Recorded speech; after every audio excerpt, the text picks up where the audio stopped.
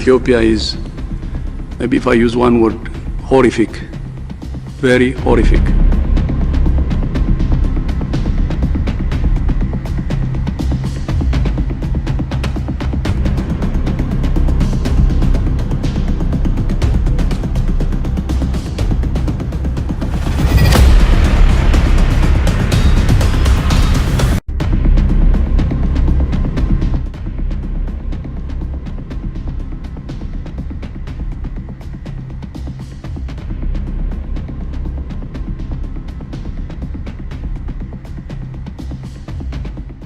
The Associated Press posted photos and quotes from a young female child soldier in Tigray.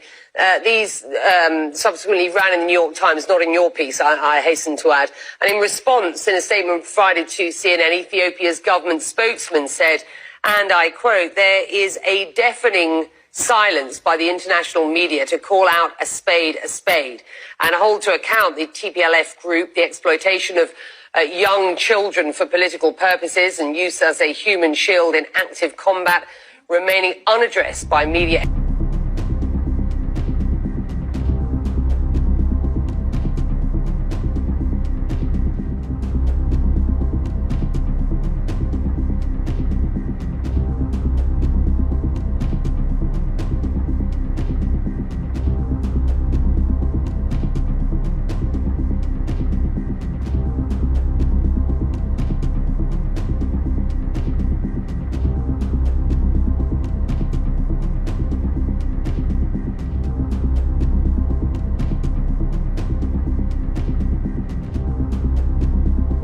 Those pictures that were seen reflect what you saw on the ground. Did you witness children being used as soldiers?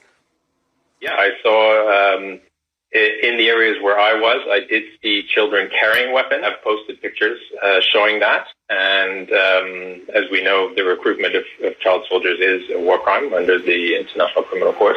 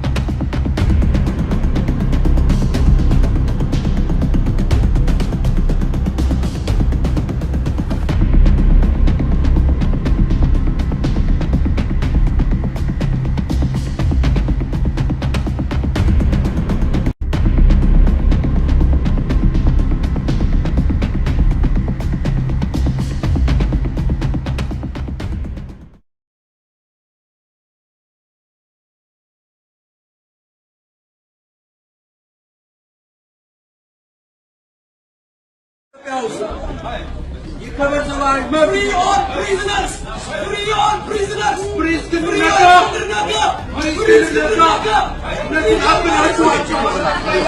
Another report came out at that time. It referred to Dr-Tedros' tenure as foreign minister from 2012 to 2016. In that period, protesters were allegedly jailed or killed in Ethiopia. The accusations gave birth to the hashtag #NoTedros for WHO. The accusations, though, did not affect the outcome of the election. Dr. Tedros won and became the Director General of the World Health Organization. We can't help but wonder why, for several months, Ethiopians protested against his candidacy. I mean, why won't his own people want him as the Director General of the World Health Organization? I found out that when he was the Minister of Health, He covered up 3 cholera outbreaks in Ethiopia in 2006, in 2009, and 2011. This was reported in the New York Times and Washington Post and several international media outlets, by the way, so you can read it. I mean, look at this headline on NBC News, and this was in 2007. They said hundreds died in suspected cholera outbreak. Ethiopia downplays, but UN experts say it's an epidemic. Now, this was 2007. I don't see why the media will make up this story about him 10 years ago when he wasn't even running for the World Health Organization director, and NBC was not the only one that reported. Several media outlets reported it at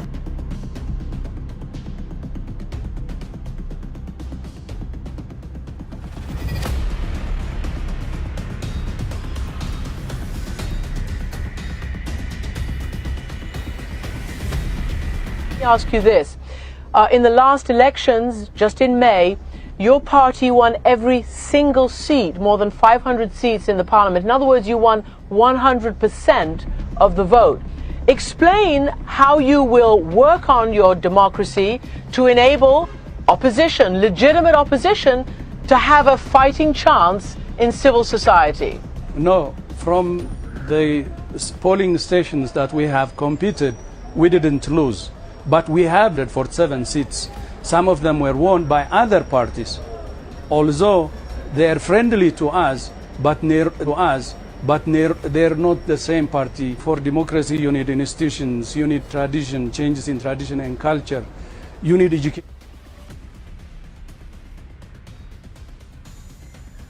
Getachew Reda, Ethiopia's Communication Affairs Minister. You are with the EPRDF, which is the governing party. Can you tell the viewers, how many seats in democratic Ethiopia the EPRDF and its allies won in last year's parliamentary elections? 100%. 100%. Do you know of any countries that are considered to be democratic where one party and its allies controls 100% of the legislature?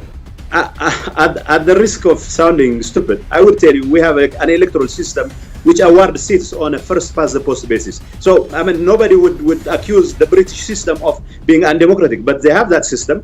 But fortunately for them, they don't have 100% of seats for one party and its allies. There is a problem of tradition. There is a problem of culture.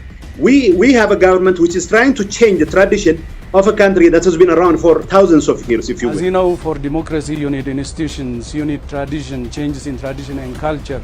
You need education. Is it not the case that the Tigrayan minority, which I believe you're a member of, which makes up 6% of the Ethiopian population, dominates the leadership of your party, dominates public life in Ethiopia, is basically the elite, while the Oromo, which represents 1 out of every 3 Ethiopians, has been disproportionately, historically marginalized from public life?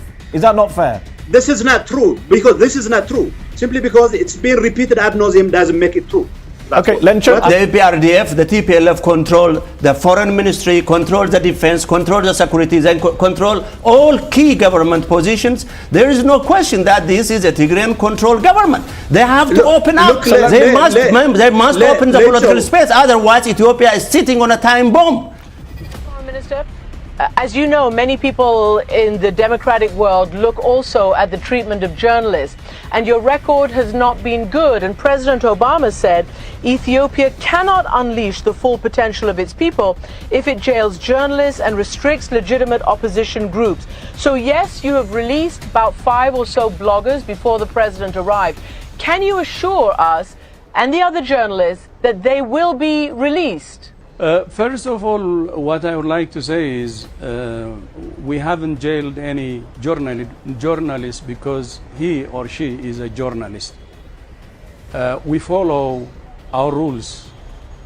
The rule of law is important for everything, for democracy, for development, and so on.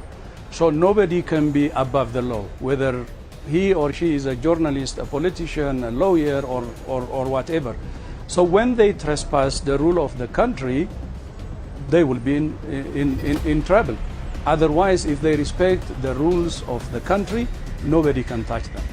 Getachew, is there a space for peaceful struggle in Ethiopia today, given you have journalists in exile, newspapers shut down, no media freedom according to Reporters Without Borders? Ethiopia comes 142 out of 180 countries when it comes to media freedom. There is no space for peaceful protest, many would say.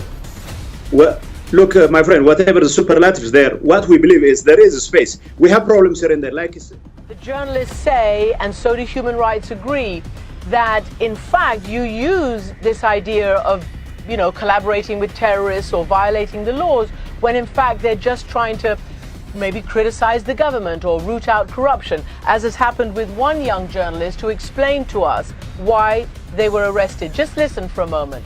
Most of the journalists in jail are critical. They write stories about what is going on in the country, and most of them are claiming for rule of law, transparency, accountability. I'm not a terrorist. I write stories. So, Foreign Minister, you would agree, as you said, that you need to go further in protecting these kinds of activities, as the President asked for, and in bolstering Ethiopia's respect for basic human rights in this regard. On being critical in jail, no, that's, as we speak, I can give you many examples, newspapers and so on, who are very critical of the government. That cannot be a problem, and that should not be a problem. The problem is when they trespass a law. As I said earlier, I cannot go into details, but there were evidences that they were not respecting the rules and the laws of the country. So that's the only thing that can land them into jail. Otherwise, being critical, we need it because it's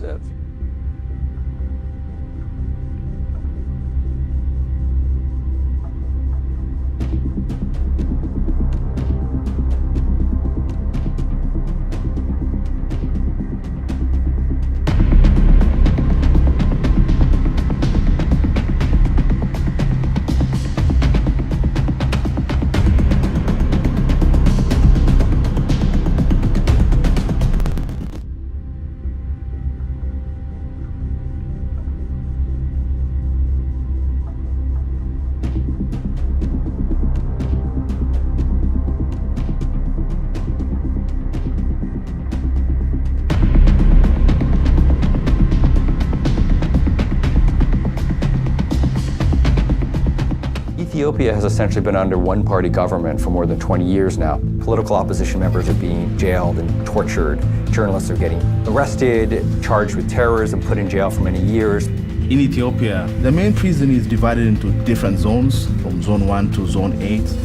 It's kind of dark, but they call all of Ethiopia Zone 9 because we're all part of the prison. Moving on to Ethiopia, another activist has been sentenced to 6 years in prison for a Facebook post. We're talking about Jonathan Tesfaye. He was arrested in December of 2015 and he's now been pronounced guilty of encouraging terrorism, all because he wrote on Facebook in 2015 that the government of Ethiopia used force against protesters. I mean, that makes no sense.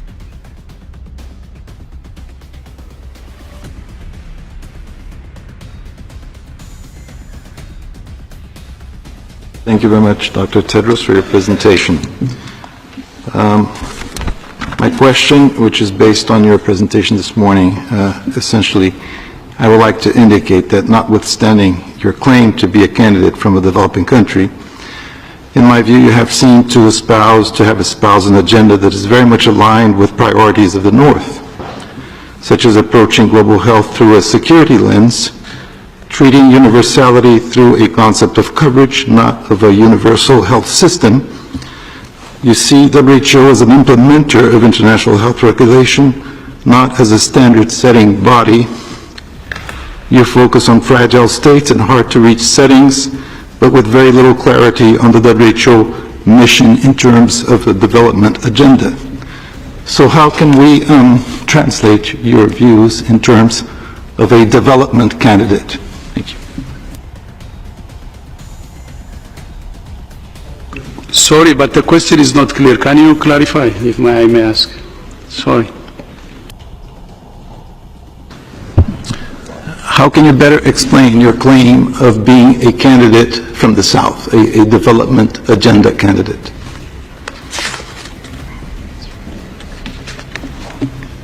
When you say that candidate, linking it to sustainable development goals?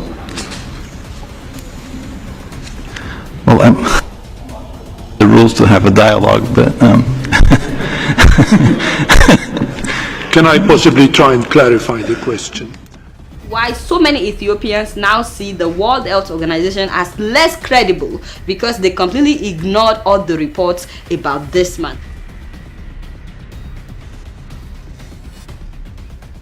Nor Negro. I don't care being called even Negro. I am. That's what came from some quarters. And if you want me to be specific, 3 months ago, this attack came from Taiwan. Ethiopia is, maybe if I use one word, horrific. Very horrific.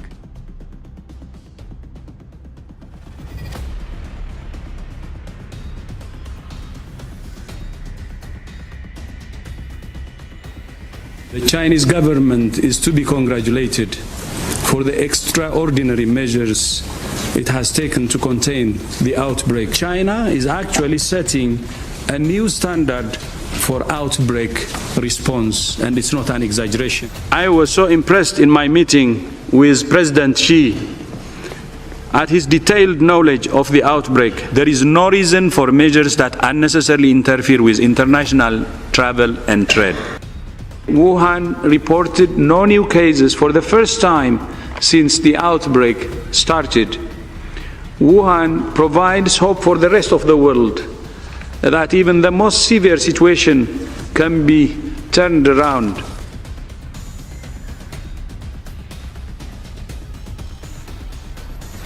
The World Health Organization chief is back in the news, once again for the wrong reasons. The list of charges against Dr. Tedros is growing. Tedros has rejected allegations by Ethiopia that he was backing his native dissident Tigray region in a conflict with the central government. Ethiopia's army chief on Thursday accused the WHO boss, the country's highest profile Tigrayan abroad, of lobbying in favor of the dissident region and helping them get weapons. The military chief also accused Tedros of leaving no stone unturned in court to help the Tigray People's Liberation Front, TPLF.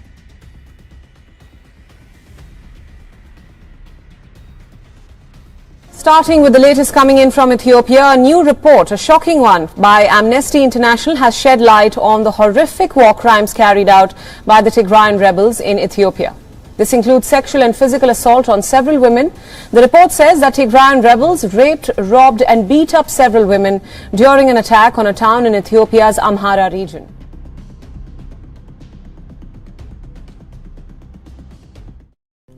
Tigray People Liberation Front had only one mission: inflicting as much pain and suffering as possible against innocent civilians who have nothing to do with the war in Tigray.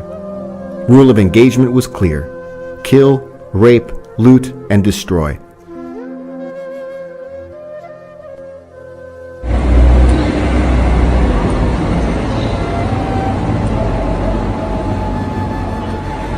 As more cities were liberated, a shocking horror stories start to come out. Horrific stories of gang rape of pregnant women, nuns, young girls. An 85-year-old nun was victim of a brutal rape.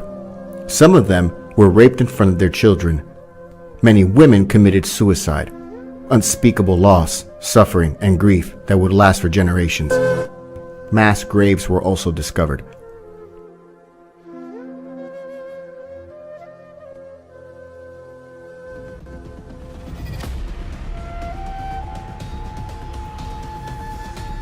The scale of destruction of public and private property were unprecedented in the modern history of Ethiopia. The intentional destruction of vital infrastructure, schools, hospitals, industries, banks, government offices is beyond words.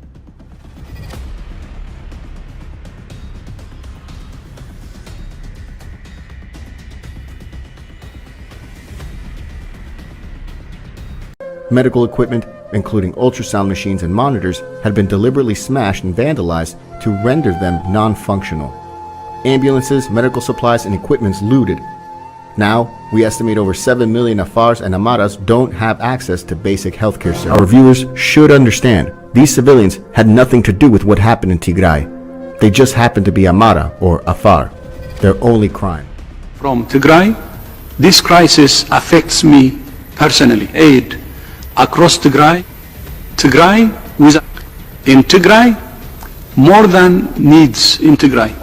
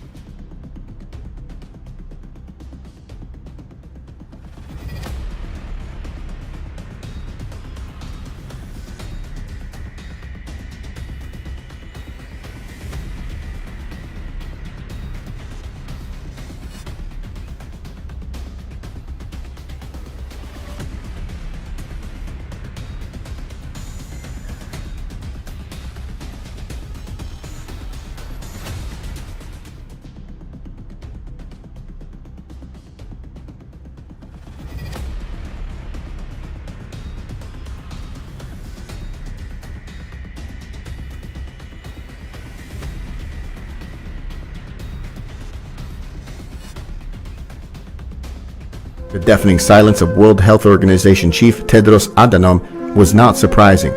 He was Tigray People Liberation Front Central Committee member. Over 10,000 health facilities, clinics, and health care centers destroyed in Afar and Amara. He hasn't uttered a word. It's justified in his world. The moral depravity and vindictiveness are glaringly obvious. We wonder how a man can be a Director General of World Health Organization without moral character, integrity, and ethics. He totally ignored the suffering of innocent civilians. He rather used his position to lobby international organizations on behalf of the TPLF. I don't think that it is possible to defeat the TPLF in Tigray, namely because it is clear that they are very strongly integrated in society and that they have a real fighting capacity. Let's have a closer look at the ravages that took place at Dessie Regional Hospital.